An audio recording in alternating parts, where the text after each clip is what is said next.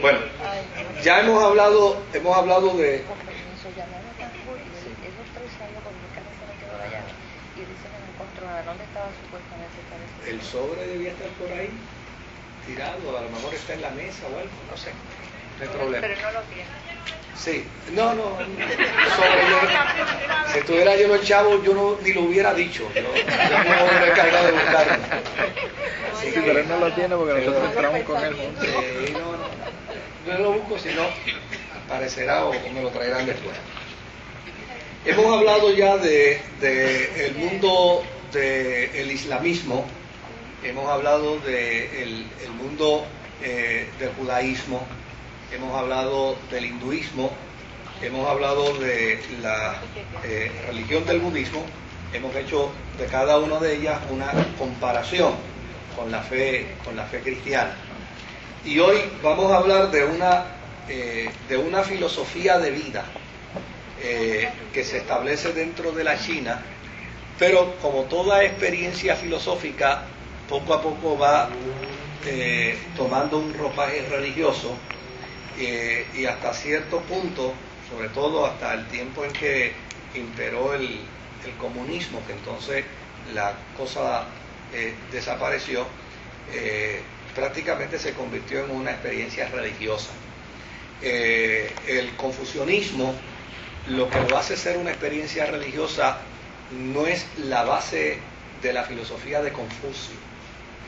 Lo que lo hace ser una base religiosa es el concepto del taoísmo y, a su vez, obviamente, el concepto del budismo.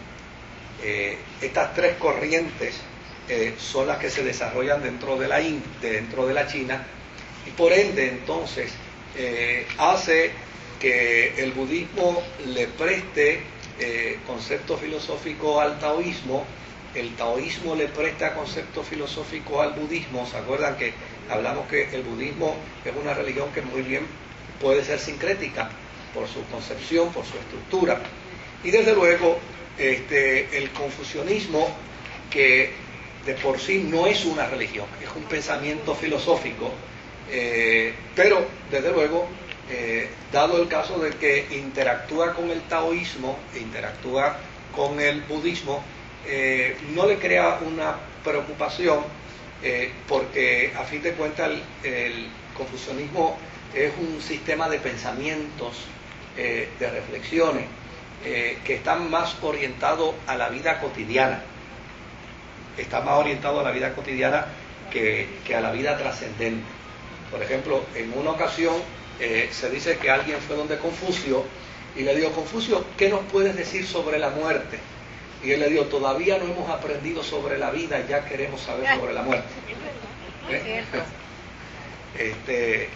Ese tipo de planteamiento era el de Confucio. Él trabaja mejor con aquellas valorizaciones del aquí, del ahora. Ahora, su principal sistema de pensamiento se fundamentó prácticamente en toda la China, y se desarrolló a partir, obviamente, de las enseñanzas que él estableció y de las enseñanzas que establecieron sus discípulos. Su orientación es sobre la práctica del bien. Cabe señalar, aunque más adelante lo vamos a mencionar, pero cabe señalar que en sus inicios Confucio quiso ser un hombre de Estado, más que una persona orientada a esta conceptualización filosófica. Él quería ser un hombre de Estado, pero tuvo más éxito en el campo filosófico que en el campo político.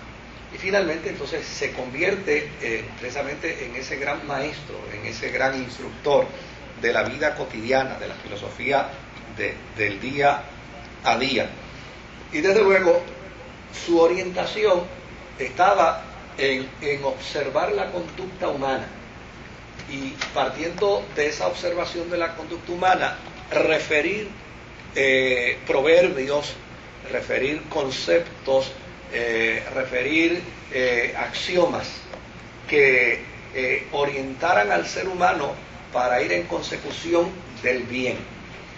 su postulación, su orientación era una sabiduría empírica, es decir, cada día el ser humano viene obligado a saber más, a conocer más, a entender más. Y desde luego, él entendía que todo el conocimiento que el ser humano adquiría, todo el conocimiento que el ser humano lograba obtener, debía entonces orientarlo hacia las clases sociales. Es decir, toda persona que tuviera un conocimiento mayor debería entonces enseñarlo a los que están en su entorno para que se beneficien de ese conocimiento a fin de que el mundo pueda ser un mundo mejor. Confucio era de los que creía que el anciano debe enseñar al joven, pero el joven debe tener respeto hacia el anciano, que el esposo debe enseñar a la esposa. De hecho, Confucio postulaba que de la única manera que la mujer puede obedecer a su marido es si su marido tiene posturas de deferencia, de cortesía y de buena disposición para enseñarle a la mujer. Está en la escritura. Está en la escritura. Fíjese que, entonces era un ser humano muy... No, su orientación era humana. Ya ahorita vamos a descubrir dónde está el problema. Estamos hablando de lo bueno. ¿Verdad? Estamos hablando de lo bueno. Pero fíjese qué interesante que en la experiencia de la fe cristiana también se demarca lo mismo. De la única manera que la mujer puede sujetarse en obediencia al hombre, en obediencia incondicional al hombre, es si el hombre le logra probar que él la ama como Cristo amó a la iglesia, y si le logra probar que está dispuesto a morir por ella como Cristo murió por la iglesia. Fíjense que cuando uno ve eso, yo no oía a un hombre decir amén, ¿verdad? No había nadie estremecerse ni nada, pero ¿ah? Te iba a decir amén. Pero fíjese que interesante, ¿no? Bueno, como decía, porque no hay mujer virtuosa, porque no hay un hombre que llegue a su extremo. Sí, yo creo, o sea, fíjese que en el caso de Confucio estaba precisamente el efecto del yang y el yin, que era que el blanco y lo rojo, o el negro y lo rojo, el bien y el mal. Él decía que la interacción es una interacción de respuesta, que aún el mal puede responder al bien, si el bien puede trabajar con el mal. Y volvemos de nuevo, hay un principio bíblico en esto: no sea vencido de lo malo, sino vence con el bien al mal.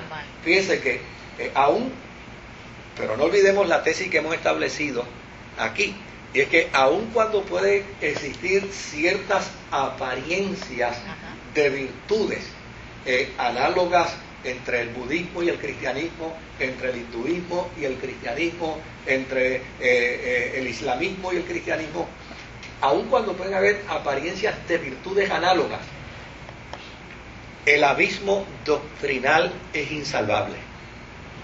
Moisés, pero tanto la filosofía de Confucio como budista, sí, ¿es anterior a la filosofía cristiana? Sí, es anterior. O sea, que ellos no tuvieron la oportunidad de conocer a Jesús, no, ni la filosofía de Jesús. Eso lo produjeron ellos, por decir algo. Sí, y desde luego... De su corazón o de su pensamiento. Desde luego, y si uno fuese a considerar, lo que es interesante es que el origen de muchas de estas experiencias religiosas, el origen de esas experiencias religiosas, de donde venían precisamente, era conocer a Dios a través de la naturaleza, que es el planteamiento de Pablo en su carta a los romanos. Dice, mira, a ustedes Dios se les reveló a través de ¿qué? A través de la naturaleza, pero fueron tan torpes en el proceso, gracias Dios, fueron tan torpes en el proceso que en vez de honrar y adorar al Creador, adoraron a la creación. Cayeron en la trampa de adorar a la criatura, de adorar a la creación. Y eso es precisamente, ese es el análisis final al que llega el apóstol San Pablo cuando analiza todas estas corrientes gentílicas. O sea, pero ya estaba disponible, porque Dios es antes de la creación y toda esta gente. Claro que sí. O sea, ya estaba disponible la información sobre Dios.